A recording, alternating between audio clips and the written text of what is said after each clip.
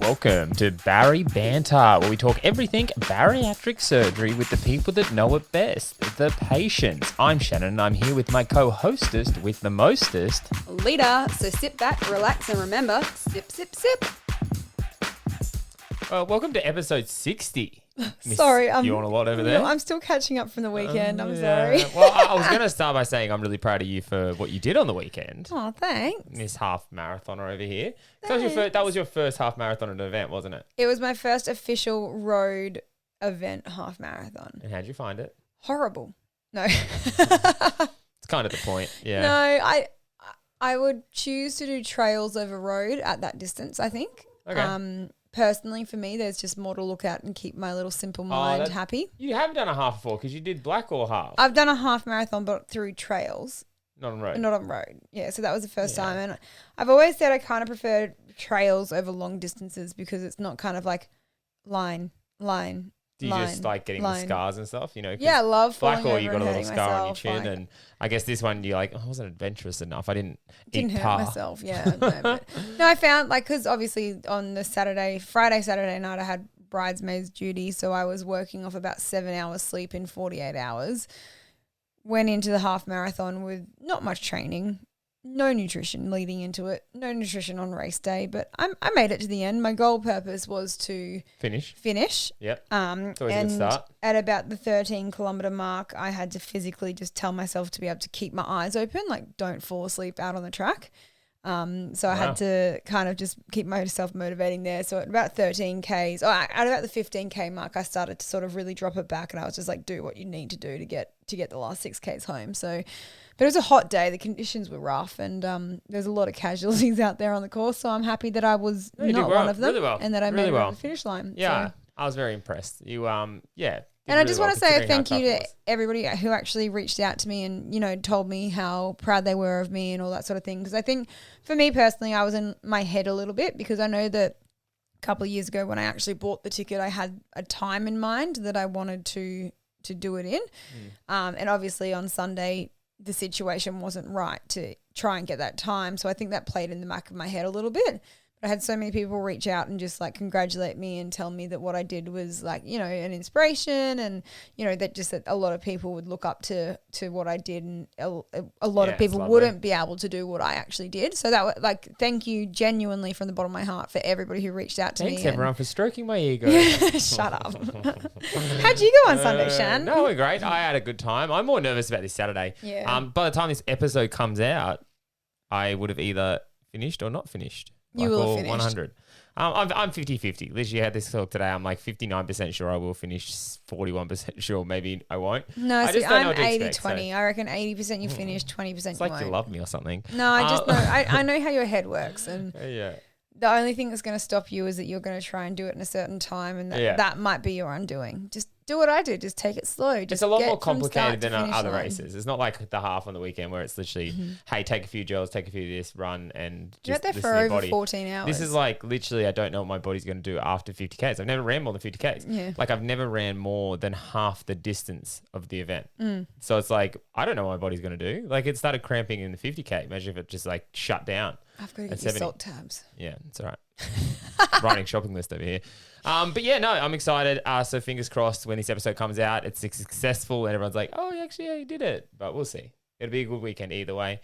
Can you not say anything until the Tuesday after the episode? So when people listen to this, they're like, oh my God, did he actually finish? Well, it may not be a bad thing because I may sleep from Saturday night till probably Tuesday afternoon in trying to recover myself. No, in saying that, I'm going to do a bit of a running commentary on my socials just to keep everybody updated because I'm sure there's a lot of people. Well, I was actually going to log into mine and do it on mine. All right, let's talk about FYI, behind the scenes, we can not on air. Talk logistics later on. But speaking of accomplishments, our guest tonight, I was scrolling through her Instagram before and I was seeing that she's done a few little cool things, which I don't know if I talk about it now. I might talk about it to her when she's on the podcast, but she's done some pretty cool, epic stuff. Well, let's bring her up then before you ruin her epic little intro. So, sleeved back in August of 2015. Our guest tonight is Kelly. She went under the knife again in 2020 to try and sort out her reflux issues. She's lost a whopping 70 or over 70 kilos and has been on one heck of a journey. Please welcome our guest tonight, Kelly, also known on Instagram as, and I'm going to say this wrong, Krish _VSG.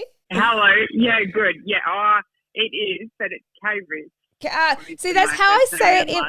That's how I say it in my head, but I was like, I'm pretty sure how I say it in my head is not how you actually pronounce it. So it changed out. Yeah, no, it's Critchell, but it's K-Rich _BSG. Well, there we go. See, that's simple. How did you get that wrong? I change BSG? Yeah, no, you can't. So, Kel, let's firstly thank you for coming on. Secondly, thanks for having me. Take me back to before bariatric surgery. What made you go down the avenue of having it? Yeah. So I was a really sporty person my whole life. So like primary school, high school, even leading up to sort of going into uni, I played basketball at like quite a high level. So I was going to go over to America and play at college, but got glandular fever, so didn't. And then so I sort of stayed around locally, and then I got injured, and then would sort of put on a bit of weight, and then would try and come back, and then put on a bit more weight, and then sort of decided to. I was always going to be, I thought, a police officer, and then have to fit a certain BMI to be a police officer. So I knew that I wouldn't fit that BMI, and so I decided to do nursing. So I took up nursing, and I think probably in the 3 years of uni and the first year of nursing, I had put on the most amount of weight that I had, and I found myself at the heaviest. And I actually work on a upper GI or on colorectal ward, so we do all the bariatric surgery. So going into my grad year, I really didn't know a lot about the bariatric surgeries, and obviously like what they were, a lap band, or I thought there was stapling. In that year, I saw like everything, the bypasses, the sleep, everything like that. So in my head, it was sort of ticking over, and I changed my private health insurance. So I had that year, and mum's a nurse as well, so I knew I had a little bit of convincing to do because she was not on the same page as me. But that's sort of how I got there, and seeing it done so regularly at work, and I knew it probably wasn't as scary seeing it all the time as what maybe like a lot of Googling and things like that. So that's how I got there. Yeah. That's kind of cool that you got to see it firsthand, like working on the ward and seeing, the people. I'm presuming that you saw people like wake up after the surgery and what they sort of went through and that sort of thing.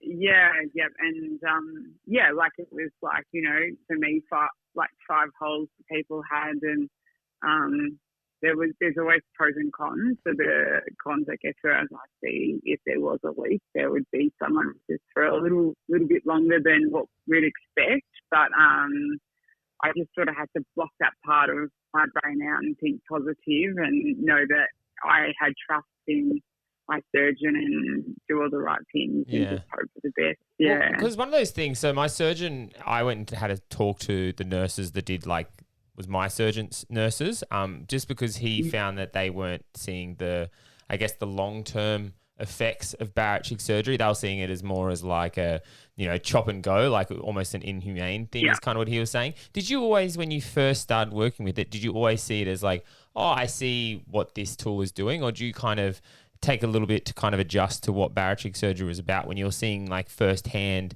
obviously you weren't seeing the before and after straight away, you're sending them away. No. How were you viewing it when you first saw it?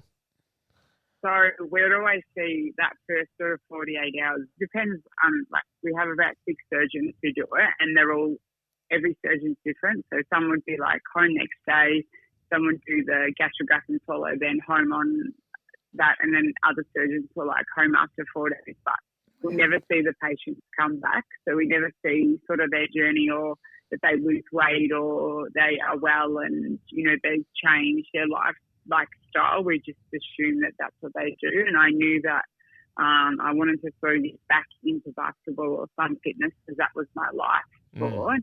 And I'd sort of lost that as I was getting heavier and I was getting more injuries and things like that. And a lot of the injuries were, I think, weight related, but I was just putting so much pressure on my body to try to play basketball. So I did have to, obviously, as we do, about changing my whole lifestyle, not just that surgery. So I think that's where the planning, and I had the year, so I had a bit of planning, and I played basketball, but I know I couldn't go back to basketball with work and things, and so I sort of seeked out different. Oops, I lost the headphone. I seeked out different sort of things, running, not for me, but I definitely, as you said, so I did some stair runs, I took up boxing, just different things. So I knew that it wasn't a 48-hour change; it was a whole lifestyle change. Yeah, because I was going to find, because obviously you got injured, you weren't doing a lot of sport, and then you seem to have a gap in your life where you gained a lot of weight really quickly. Are you able to? Is it purely to do with the lack of movement and exercise, or is there other things that came into your life at that stage that kind of made you, go to food a little bit more than you usually did? I think looking back, I definitely was, I don't know if I was a secret eater or a binge eater, but I definitely was in denial of how much I was actually eating. And it probably just the fact that, playing basketball was 7 days a week, and training or a game would be 1 or 2 times per day. So I went from this extreme sport to overeating and not exercising as much. So fueling for the exercise, but not actually doing the exercise. So you're exactly. Yeah. Yeah, that's really cool. You mentioned before as well, and that was what I saw on your Instagram. You did is it the G1 tower? Is that the stair? What's that stair one that you did? Q1. Q1. Yeah. G1. So the Q1 up in Queensland. So that's the first one that I started with, because I was sort of what am I do? And I saw stair running, and so I lived in Melbourne, so there's a few stair runs that you can do here and there. So I ended up doing all the stair runs. So I've done Melbourne, Sydney, Queensland. I think that's all that they have in Australia, but I've done all 3 of them. So I think they're 80 to 100 flights of stairs. Yeah. So that was sort of a couple of years that and then I didn't do the Kokoda Trail, but there's a Kokoda walk in Melbourne. So it's up the 1,000 stairs and then 40K. So it was sort of similar to that hill stair thing. And I dragged Mum along with me. So it's really cool. I love that you just said, I'm not a runner, yet you've done all the stair runs. No, it's climbing stairs. It's not running. I'm not a runner, but I'm just going to run up all the stairs that I can. I know.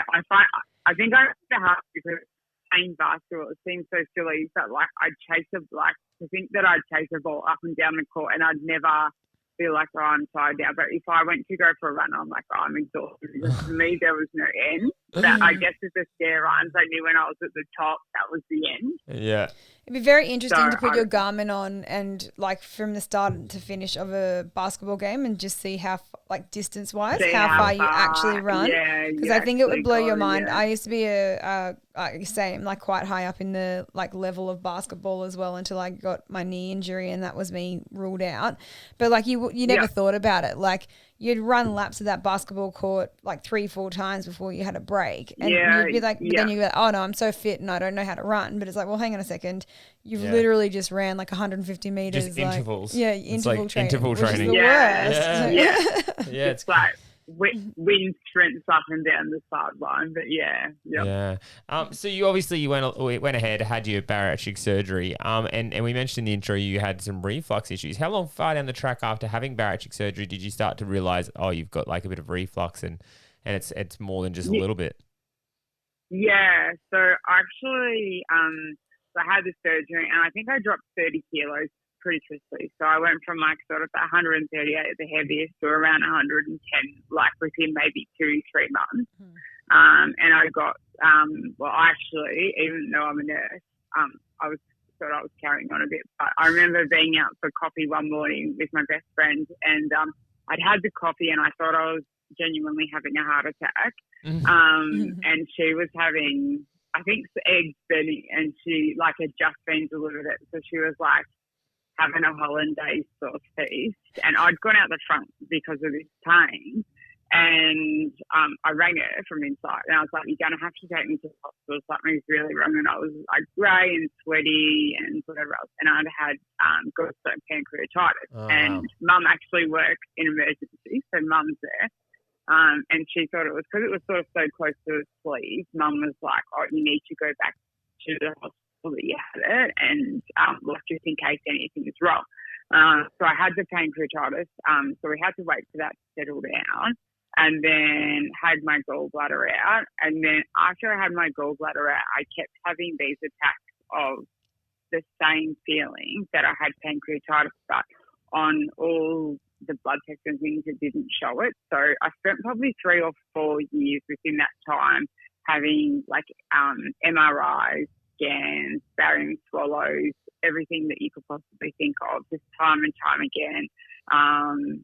With this pain. So they diagnosed it as sphincter of Oddi, which is like the sphincter in the stomach having a spasm, but it doesn't change your blood test results. It doesn't show a high lipase, which normally you would in pancreatitis. And it was sort of in that last 2 years that I also was getting the reflux. So I had this constant sort of pain that would come irregularly, and no one could sort of put a finger on it. And I'd seen specialists of all sorts, and then I had the reflux, and they were sort of like coaxing me along saying, and then I remember going to the dentist, and I'd never had braces, I'd never had fillings, anything, and all the back, like 4, 6 teeth of my teeth had holes in them, and I've never had, and so they ended up doing like the 24-hour pH test, and then they found that the reflux was coming like right up. So that was in 2016, the 1st of August, I had the sleeve, and it was September 2020, so sort of 4 years later, and it was sort of a rough 4 years that I had the conversion to the bypass. So it definitely was for the reflux, but they didn't know that in doing the bypass, I actually haven't had the pain of sphincter of Oddi again. So wow. I was gonna, because that was gonna be one of my questions. Is like, why did you wait the 5 years after surgery to go to the bypass? But it sounds like you just got used to living with it. Like you felt like it was just kind of a thing you had to deal with until. Yeah, and even one of the surgeons said to me, "Oh, look, we sort of coached you along because I guess they're so medical that they look at their numbers. The numbers weren't there, and a lot of the time." Despite the numbers not being there, like I knew that I had the pain, and it was so similar to that day that I had the pancreatitis attack that I knew it was going through sort of to the back, and there was definitely times where I was like, no, I think that I'm crazy, like maybe I don't have pain, like maybe it's me, like But and then I got the reflux, and I was just like, so I went back to the same surgeon. I had full trust in him, and he did the pH test, barium swallows all again. I reckon I've had about 10 barium swallows. And lucky thing. Yeah, and I know. I love it. But no, so he said, right, we're going to convert it. And I've been really, lucky since. It's quite funny that you say that, like, you didn't feel the reflux when you were having, like, when you were talking about your gallbladder and your pancreatitis and stuff, like, I refused to go to hospital because I didn't want to be one of those people that was just going to hospital for like real bad reflux. But you're like, I'm not going to go to hospital, like, you know. But it's funny how we all feel the same thing, but we refuse to go to hospital for like a reason that's so stupid. But like, guys, if you feel like you're having reflux or you feel like you're having a gallstone attack, go to bloody hospital. Yeah, but you don't want to be like, you see like people being like, don't go to the emergency room if you're like having a cough or something like that. Yeah, but you found me on your bathroom floor one night where I was like crippled in pain. I was like grey as a ghost. I couldn't eat. I couldn't drink. I felt like I was having a heart attack. Like I was so sweaty and hot that like Shan's got tiled floors. I was on all floors, and it was like one of those cartoons. On all floors? Like, on all fours. I only have one floor, so. I was on all of his floors. Yeah. But like you've seen those cartoons where they're like super wet and they can't like stand up properly because they're in their own little puddle. That was me. I had to be like, Shannon, pick me up off the floor and get me into bed sort of thing. He's like, I'm taking you to the hospital. I was like, no, it's just reflux. Like, no, Alita. You were having a massive gallstone attack, but yours was... So what's the difference between gallstones and pancreatitis?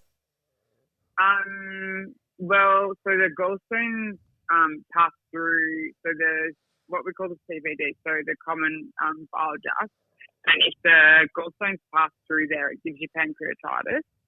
or they might get lodged in there. And quite often you see people turn yellow because they've got like it's a block in that. So, Oh, wow. Yeah. So it means that they've got really bad pancreatitis and things. And with pancreatitis, you have to just go on clear fluids, and the way to get rid of it is just to like flush the system out. So they just give you bags and bags and bags of fluid and clear fluids. And like if you're safe enough, they'll eventually take the gallbladder out. But the risk of taking the gallbladder out while you've got pancreatitis, I think is, well, I'm obviously not a surgeon, but it is higher. And so if you like have a high pancreatitis, you're not going to take the gallbladder out during that time. Yeah. Wow. There you go. Which is why you hear of people being in hospital for like days on end suffering from gallstone attacks because obviously their pancreas is too high or whatever it was that you were just explaining. Yeah. So they can't, because I know that like Dodds, she was in hospital for like over a week. And I was like, why haven't they just taken your gallbladder out? Like just remove it. Yeah. And that would probably be why. Yeah. No, that wasn't safe to do so. But you, since having the bypass, it's been obviously over a year now, and you haven't had any touch wood. You haven't had any signs of reflux or anything like that since doing that. No. So it's weird because like feeling full with the sleeve, like you sort of know, like you have so much regret when you have that extra, you know. Cause you get that heaviness, and you're like, oh, I shouldn't have done that. Whereas if I have like a sip too much, or I have, because obviously with a bypass, there's no bile to break down the food and things. If I have like a bite too much or I sip too much or whatever, and it's just like, it's like a button, it's like a projectile vomit. And it's a bit gross, but because there's no bile where the food directly goes, it comes out as it goes down because it doesn't break down with the bile and all those pancreatic. It's like ejectocito. I don't want to. It's a repel button. It is. It's like just bang a button, and then like you're not unwell with it. Like you just vomit, and then you feel fine.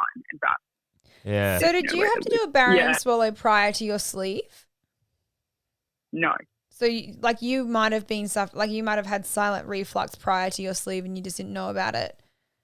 Yeah, possibly because I'm not 100% sure it's genetic, but like definitely grandma, mum, and I think her brother too. All that side has like ulcers and reflux and stuff. So quite possibly I did have reflux, but Did you have to do a barium swallow? Yeah, I had to do one. Yeah, I had to do it. It blows my mind that all surgeons do things so differently. Yeah. Like so differently, it's just so different. Yeah. Like I know that my surgeon makes everybody have a barium swallow regardless, just because he will not sleeve somebody even if they've got silent reflux, or he'll do a specific sort of sleeve to make sure that the reflux isn't exacerbated. I don't know if I said that right or not. Yeah, okay. Yeah. Like it's just crazy. They're so different. And then like as a nurse, to like nurse them to go home, I'm like, so what instructions do you have? Because like some people go on clear fluids, some people go on free fluids, some you start like even though I've had it, I never say that I have it because I'm like I don't want them to like ask me and then like their and then you say something like, wrong or but this girl told me, and I'm like, no. Yeah, you're like, E-nay on the told you nay. Because you said, there was like 6 different surgeons that do it out of the hospital that you work at. Yeah, just the hospital, yeah. Wow, so we're a big hospital, but there's lots of surgeons that do it. Yeah, that's crazy. It's funny though, because like I talked to my surgeon a while back, and he was saying, because I had to do like barium swallows, sleep test, psychology appointments. I did all this stuff before I could even have the surgery. And then I talked to my surgeon about it, and he goes, and he was like, we were talking in a group forum, and he's kind of like, oh yeah, if I have someone who I don't know if they're really serious about, I make them jump through all the hoops. So I'll like send them to sleep test. And I was like, wait a second, are you talking about me? So it's like my surgeon kind of didn't think that you were going to succeed. Maybe, yeah. Like he must have didn't think I was serious enough about it. So they make you jump through the hoops to like kind of make you like, prove that you want it, like you're going to make the effort, because it's true. Like you know, if you go into it with the mentality of a diet, or you know, this is going to fix me, you know, you're probably not going to be successful if you have to go through all those hoops and like, you know, put the effort in to then put the effort in, if that makes sense. Yeah. See, my biggest thing is that you hear people all the time say that they're struggling on pre-op and, 2 weeks doing OptiFast or whatever it is that you have to do. And people are like, I can't do it. I'm giving up. I'm just going to, and I just kind of sit there and go, it's 2 weeks for the rest of your life. Like if you can't struggle through these next 2 weeks, then how are you going to go having 3/4 of your stomach chopped out? Like you have no choice. At the moment you have a choice and you're choosing to either sabotage or do it properly. But the minute you get your stomach chopped out, you have no choice. Like if you do the wrong thing, that's on you and you're going to pay the price for it. Like it's crazy. Apart from like with the bypass having like the button projectile, what have there been any other things that have been different for you, like that you've noticed through like what you can eat, can't eat, how you eat and different things like that? Or has it been pretty much the same kind of feelings for you? So I definitely have to take a lot more supplements and multivitamins and things like that. Obviously with the malabsorption, I'm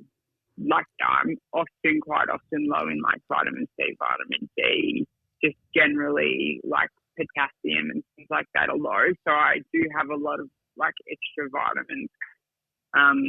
Like I try and eat obviously small but nutritious things, but it still doesn't give you enough to like fuel. Like if I was going to run up 100 flights of stairs, it would it's not enough. But other than that, no. Like if I didn't have reflux with the sleeve, I would be happy, like in that pain.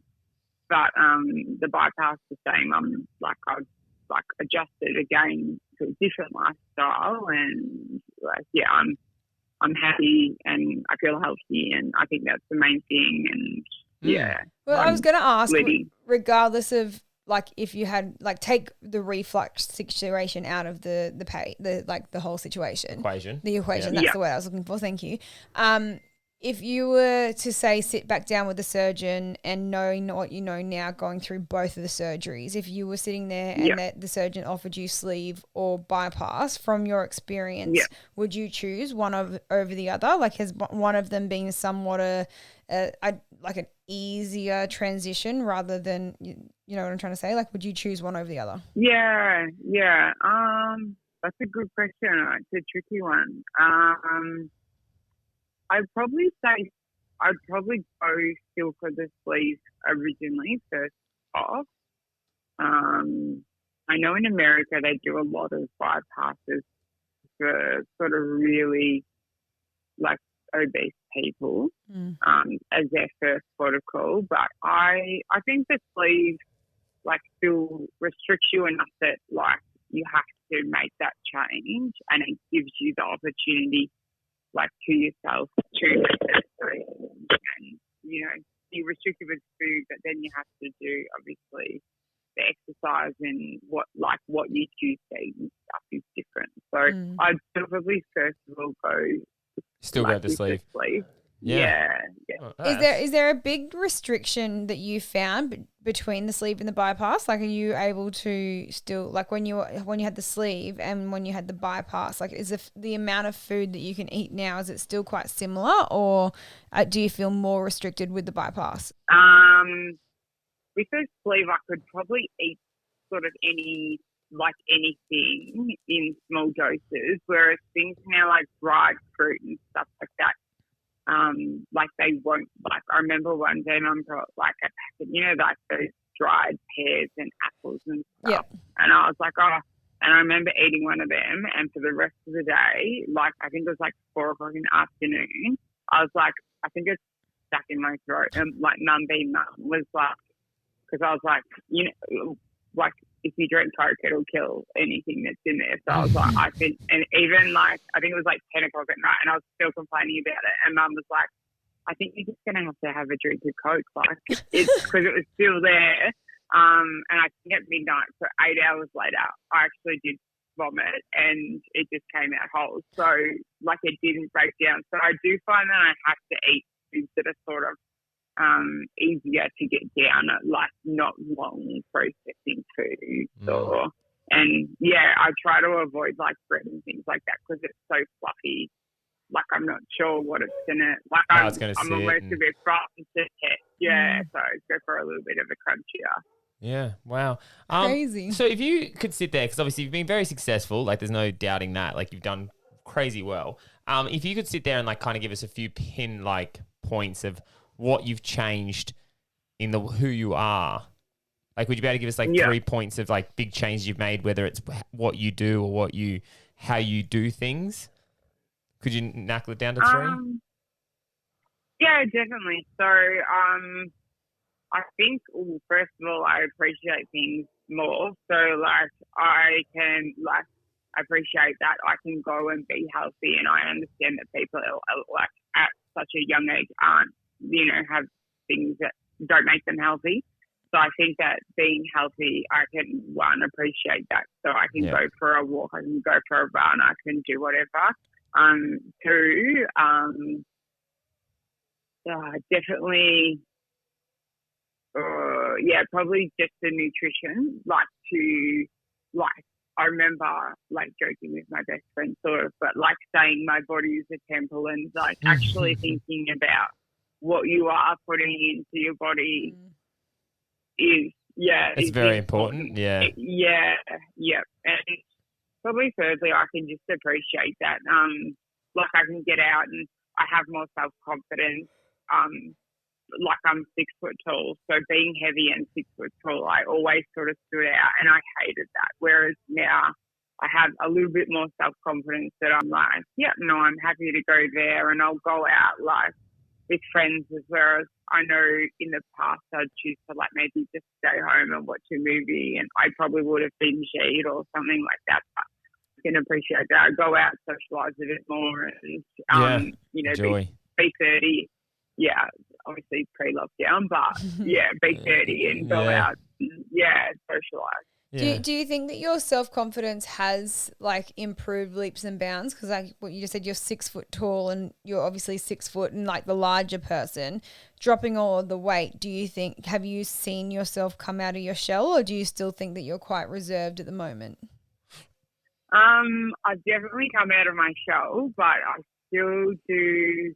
There's habits that like I definitely try and like I know that I do now. Like I'll never look in a mirror or a window when I walk past it, and I still to this day won't ever look in the mirror because I just didn't like that reflection. Like sometimes I do try and like walk past and like it's it does take a little bit. And sometimes I will hunch sort of my shoulders in a little bit to make myself obviously smaller, but like because I'm like, well, as Mum said when I was younger, she said I was big boned, but like I'm quite wide and like strong at the time. So I sort of hunch in to make myself smaller, but I've noticed that I sort of stand up straight now and I can like hold my own in that way. It's funny that you say that, because there were 2 things just then that I can completely relate to. Because one, and I've only been really realizing it recently, because I get in an elevator to go to work all the time now, and there's a mirror at the back of my elevator, and every single time, and also when I go to the toilet at work, there's a mirror obviously in the bathroom there, and every single time I look in the mirror and I look at myself, but I don't look at myself, I actually look at my teeth. And I go try and look at my teeth to see if there's anything in my teeth. And I've realized that was my way of sort of avoiding looking at myself as a whole in the mirror. Like any time that I used to get in front of a mirror, I would check my teeth. And like I'd still do it to this day. Even if I've got a mask on, I'll still go and I'll check my teeth. And I've got a mask on and I can't even see my teeth. But I'm like, wow, that's when I started realizing it was just a habit of mine that if I was put in front of a mirror, instead of looking at me as a whole, I would look at myself to see if I had, you know what I mean? Like, and I got to the point the other day that I still do it now, even though I've got a mask covering my face and I can't actually see my teeth. I will show my teeth behind the mask just to check to see if I've got anything in my teeth. And it's my way of not looking at myself in the mirror. Wow. Which is really crazy. It's fun. Like, that's the first time I've ever voiced that, because I was like, oh my God, it's totally what I do. Yeah. And the second thing is my mum used to always say to me, sit up straight, Alita, like sit up straight, put your shoulders back. And I always used to sit forward, hunched, trying to make myself look smaller. But in actual fact, it probably made us look like shorter and rounder and bigger than what we actually were. Mum used to always say to me, sit up straight, put your shoulders back. And like Shannon says to me all the time now that I have quite a reasonably good posture. And it's like because I actually now realise that sitting up straight is going to be so much better for you and make you look so much like not quite as hunched and round. Yeah, that's funny. So that's my two little I don't really have any of those mirror stories. Like mine was like on the weekend, some guy, like a guy that I know from Instagram was on his bike and he started filming me and he filmed me running in a half marathon and he filmed me for ages. And then like in my head, I was like, I wonder what I look like because I've never had someone film and like do that before. So then the next shot window, I like looked at myself to see what I look like when I was running. And I was like, because I was obviously insecure.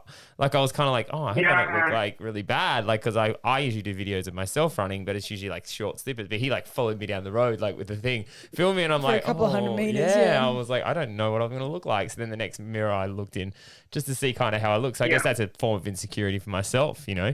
But then in the mornings I wake up and make coffee butt naked in front of a mirror. So, you know, it's a little bit of both. You don't check your teeth when you're butt naked in front of the mirror? I can't see my teeth. So talking about sort of, you know, insecurities and challenges and that sort of thing, what do you think has been your biggest challenge that you have had to overcome since having surgery? Sort of as a whole, like I was unwell after it in a way that I had the pain. And so I didn't have regret, but there was this part of me that had a lot of self-blame, like to think, like I sort of thought back to myself and was like, you had a scholarship to go to America and play basketball, and so I felt like the world at my feet. So how did I end up so insecure and binge eating, overweight, and like in that situation? I think that was probably the biggest one. I was like, have I done this to myself? And like, why did I, did I do this to myself? It's a hard self-reflection. Do you think that you had a self-sabotage mentality back then? I think I did probably. Yeah, I think I binged it when I was stressed.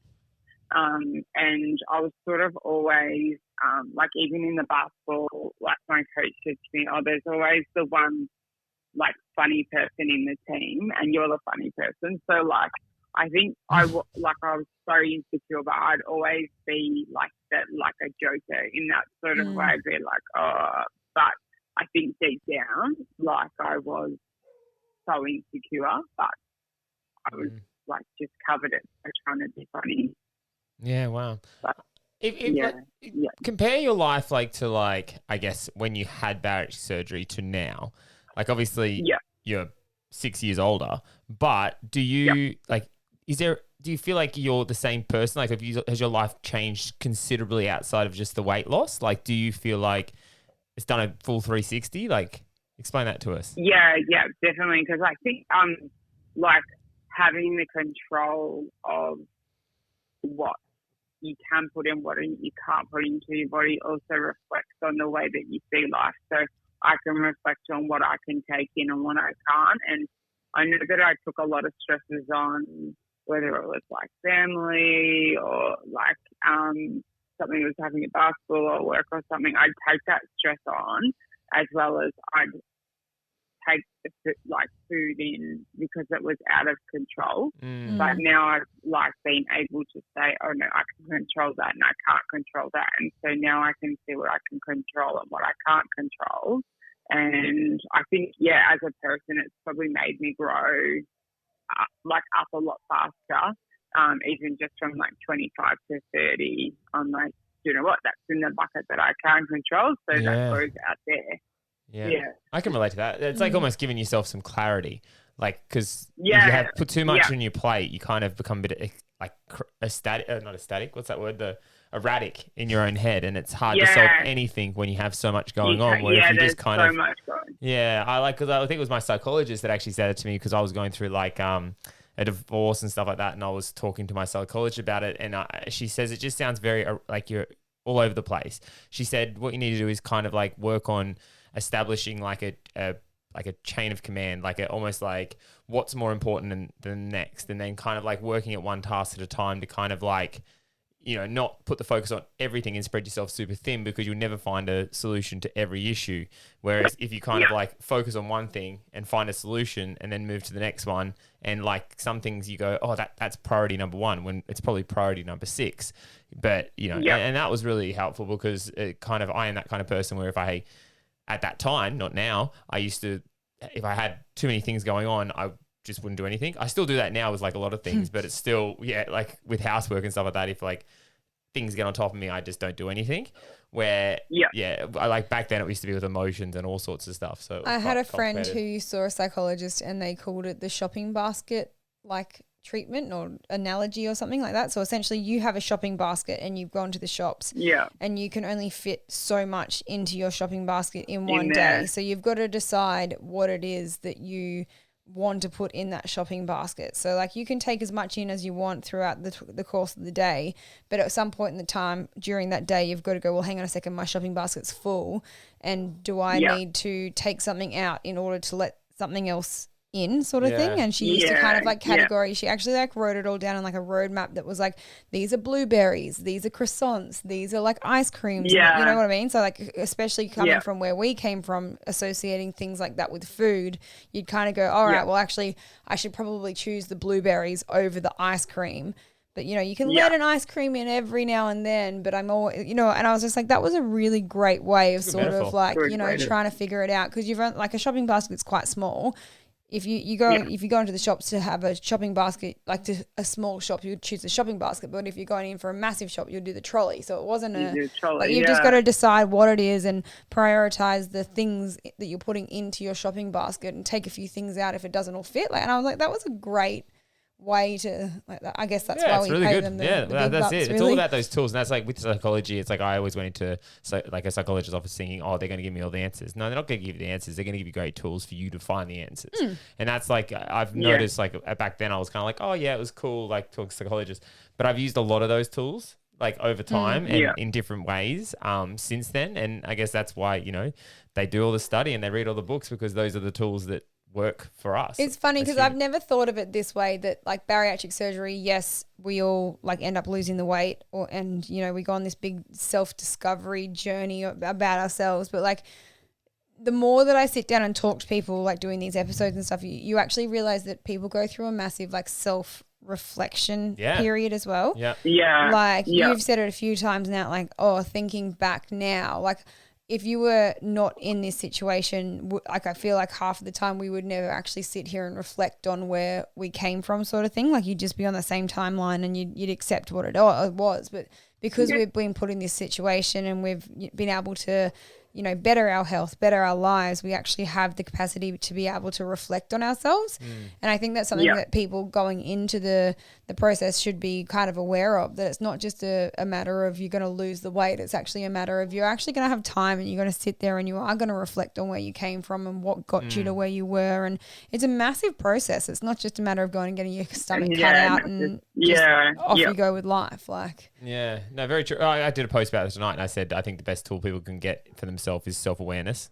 Like, because you got to be able to call yourself out. Like, and that's something I've never done in the past, and that's something I've had to do lately, is like try and call myself out. Like, I still have bad habits, but it's like I'm calling myself out, and that's why it's very easy to have people justify you and, you know, be like, no, you're fine, you're doing really great, and da-da-da-da-da. But you've got to be self-aware enough to go, no, you know what, this isn't going to get me where I want to be. You know, because, you know, your mum or whatever is probably going to be like, no, it's fine. Like, you've lost all this weight. Like, you're doing great. Don't stress. You can have that. You know what I mean?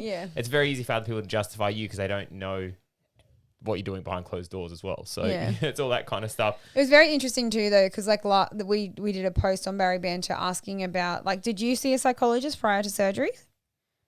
I did, yeah. You did? And was that part of like a package? Because that was one thing we asked this week and we seem to get a lot of response from it, just because every single episode we have, they always bring up their mental health, always, regardless of if it was something that they should have addressed prior to. 100%. Or if it was something that they started to address afterwards.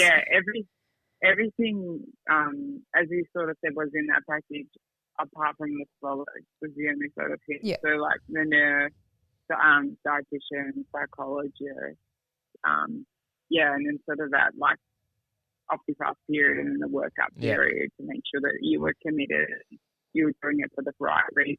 Yeah. Yeah. I personally think, this is me being like wisdom person over here. I personally think that everybody in self-titled, by the way. Yeah, just self-titled a self-wisdom person. I am wisdom person. No, I honestly think that like Medicare should essentially give people, I know that you can get like a mental health care plan and all that sort of thing, but I personally think that your mental health is the most important thing that you could look after. And I personally think that Medicare should give us 1 or 2 sessions a year to just go and unload, because I feel like that would help so many people. But that's just my opinion. And Medicare, if you're listening. No, but they do healthcare packages like that. No, like, they do mental health care plans, but you've got to pay up front for your initial consultation, which is usually around $200 or something like that. And your mental health care plan doesn't cover that. And then after that, you only get like a $50 rebate. And some psychologists are up to $250. Okay. So like it's kind of, I mean, you get something back. But like I personally think that like the dentist, some dentists you go to, you can get it free. You know what I mean? Like, yeah, it's like great. Mental health should be covered. Yeah, I think it's a very important thing, especially for bariatrics, and like, you know, I think it should be something they should probably put more emphasis on, because I definitely don't think surgeons and stuff cater to it as much as they probably should. Like, yes, they make you see a psychologist, but they don't put as much emphasis on it as I think it probably needs, because it definitely goes hand in hand.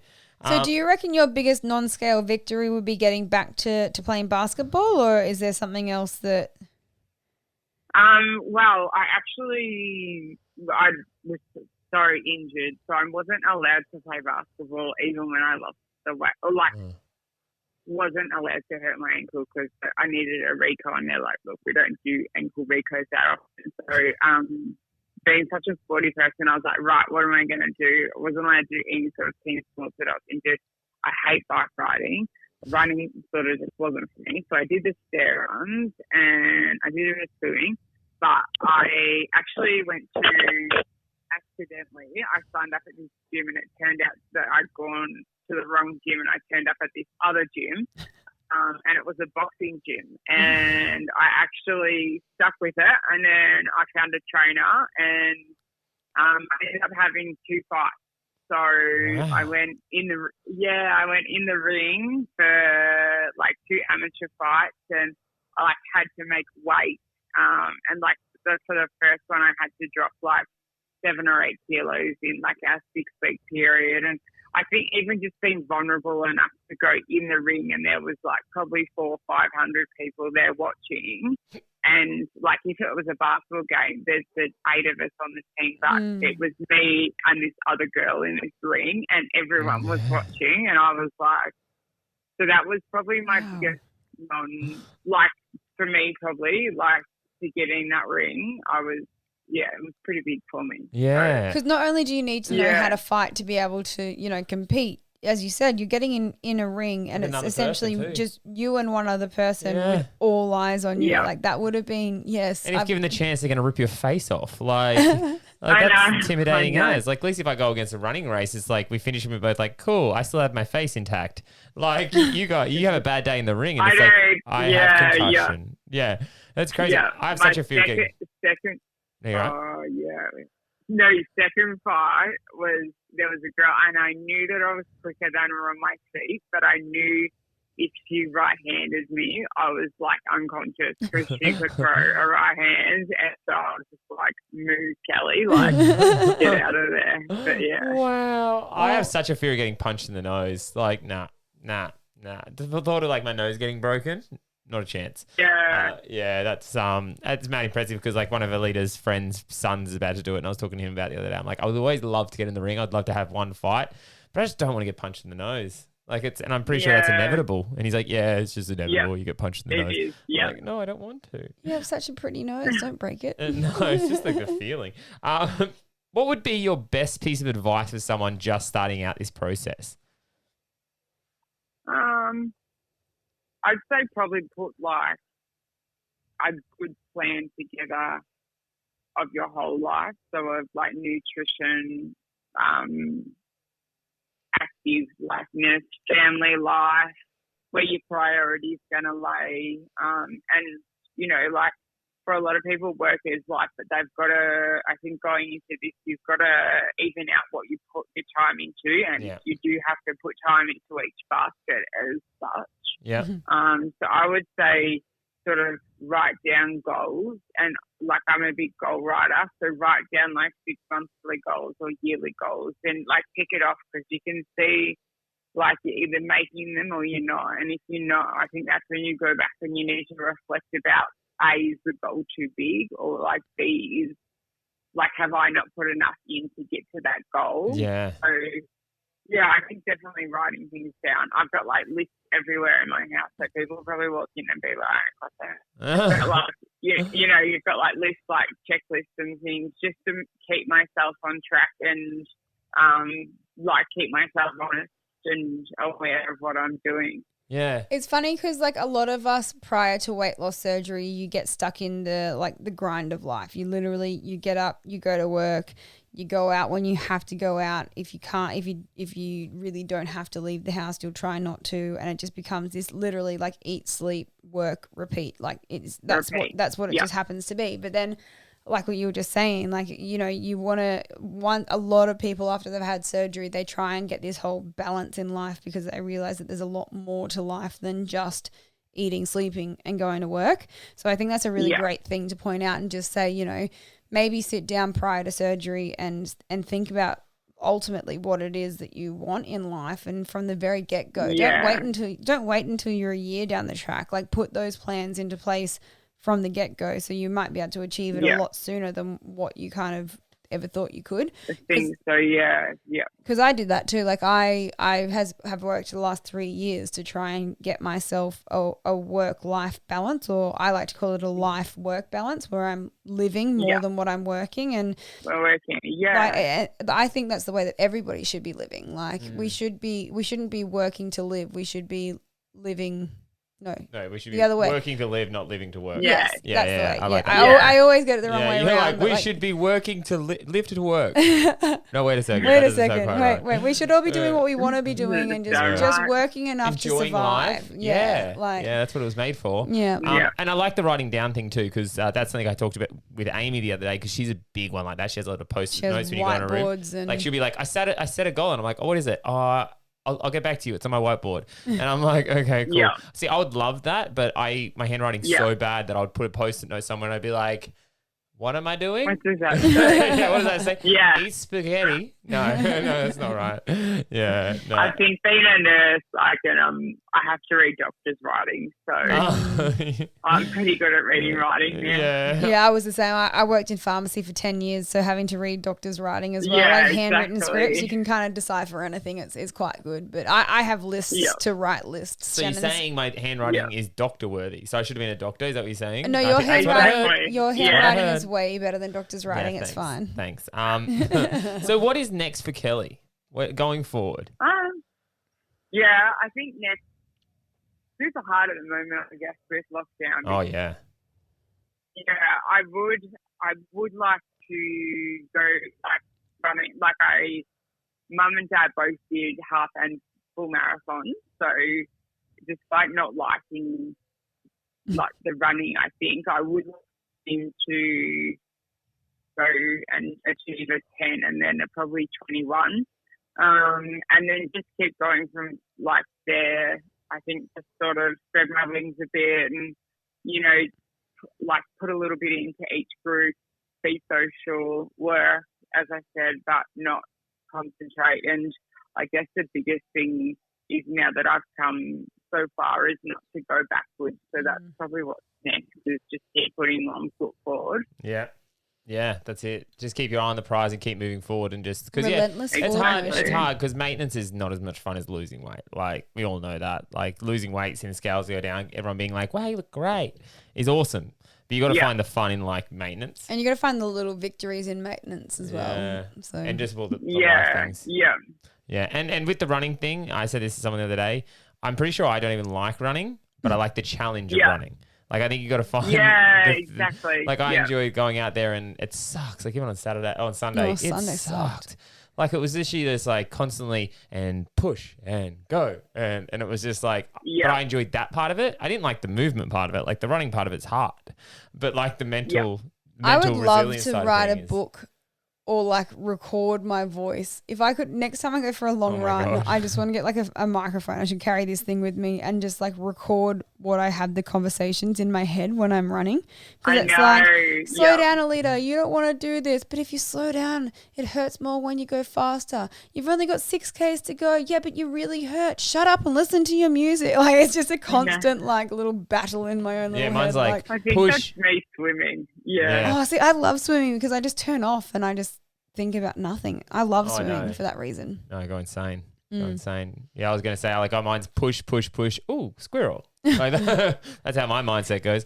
It's funny though, Kelly, because when you just said, oh, I might do a 10 and then a half and then like a marathon, I got like, I don't ever want to do a marathon. I'm putting it out there now. I don't think I will ever do, I think I'd do a 50-kilometer trail run before I did a road marathon. Yeah, ultra, way easier than marathon. Yeah, 50 kilometres on the trails is way easier than 42 on the road. Like, no way. Well, I know that you have fallen over and I'm probably actually the most accident person. So I would make you look good. So I literally would probably spend more time on the ground than running in the trail run. She's like, Kelly, why are you covered in dirt? I crawled the whole way. Did 21 kilometres on my knees. 21K army crawl. Yeah. Exactly. No, they're good fun though. They are good fun. But no, it is. It's good atmosphere, good community, and I highly recommend it to anyone. But yeah, Kel, absolute pleasure. You have done ridiculously well. And it seems like so you now. Like I just feel like talking to you, you just kind of found your pattern and found your like kind of structure of what works for you. Which is refreshing for anyone who maybe is starting out and they're finding it quite overwhelming. I think it's also refreshing for people who have got like obviously last week we spoke to Jess who also had reflux issues, and then we've spoken to you who has reflux issues. It's kind of like, I think it's kind of putting people at ease that if they do have complications after surgery, there's always a way around it. Like there's always an out. You will settle back into life and you will get through it. So I think it's a really good thing to point out that yes, not everybody has a completely smooth run, but even if you don't have a smooth run, you still can be a massive success like yourself and like Jess last week. So I think it's a great thing to point out. Well, anyway, thank you, Kel. Thanks for sitting down with us and giving some time. Yeah, thank you both. Congrats on the 21 too. Thank you. Awesome. And good luck on the 100. And Kel, just before we leave, just where can we reach out to you if anyone wants to slide into your DMs and have a chat and just pick your brain for certain things? Yeah, probably Instagram's the best. So Rich or K-Rich, all lowercase _VSG. K-Rich. K-Rich. All right, we'll pop it in the comments and everything, but it's been an absolute pleasure. Thank you so much for joining us. And no worries. That's another episode of Barry Banter. Thanks, guys. Well, yes, that is another episode of Barry Banter in the books. We hope you got a little something from that one. Head on over to Facebook or Instagram and check us out, or go to BARIBANTER.com where you can watch past episodes, give us feedback, and let us know who you want to hear from next. We love you all, and as always, please stay beautiful.